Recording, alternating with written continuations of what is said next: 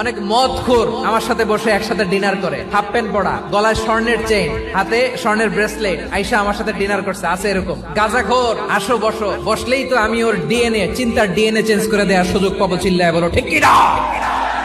আমার অনেক হিন্দু পরিচিত ভাই আছে, ওরা আমাদের ইফতারির প্রোগ্রামে এসে একসাথে ইফতারি করে। বিশ্বনবী ইহুদির বাড়িতে গেলেন, আর আমার মুসলমান ভাই আমার কাফের বলে, এরকম আছে না নাই?